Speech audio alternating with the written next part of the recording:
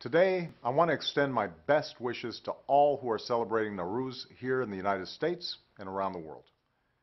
Each year of my presidency, I've marked this holiday by speaking directly to the people of Iran. That's what I'd like to do once more.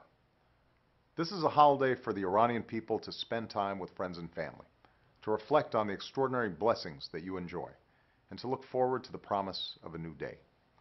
After all, this is a season of hope and renewal. And today we know that this is also a season of promise across the Middle East and North Africa, even as there are also enormous challenges.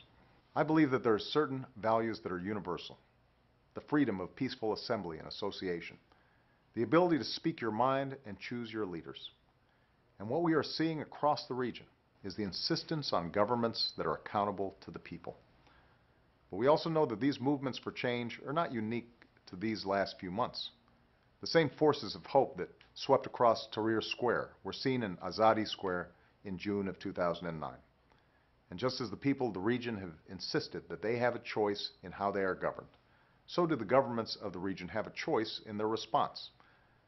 So far, the Iranian government has responded by demonstrating that it cares far more about preserving its own power than respecting the rights of the Iranian people. For nearly 2 years, there's been a campaign of intimidation and abuse. Young and old, men and women, rich and poor, the Iranian people have been persecuted. Hundreds of prisoners of conscience are in jail. The innocent have gone missing. Journalists have been silenced. Women tortured. Children sentenced to death. The world has watched these unjust actions with alarm. We've seen Nasrin Sotoudeh jailed for defending human rights. Jafar Panahi imprisoned and unable to make his films. Abdul Reza Tajik thrown in jail for being a journalist.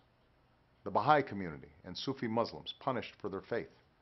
Muhammad Valiun, a young student, sentenced to death for throwing 3 stones.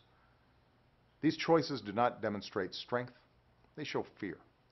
For it's telling when a government is so afraid of its own citizens that it won't even allow them the freedom to access information or to communicate with each other. But the future of Iran will not be shaped by fear.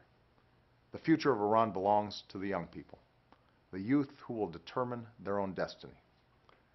Over 60% of the Iranian people were born after 1979. You're not bound by the chains of the past, the distracting hatred of America that will create no jobs or opportunity, the rigid and unaccountable government, the refusal to let the Iranian people realize their full potential for fear of undermining the authority of the state. Instead, you, the young people of Iran, carry within you both the ancient greatness of Persian civilization and the power to forge a country that is responsive to your aspirations. Your talent, your hopes, and your choices will shape the future of Iran and help light the world. And though times may seem dark, I want you to know that I am with you. On this day, a celebration that serves as a bridge from the past to the future, I'd like to close with a quote from the poet Samin Behani, a woman who has been banned from traveling beyond Iran, even though her words have moved the world. Old I may be, but given the chance I will learn. I will begin a second youth alongside my progeny.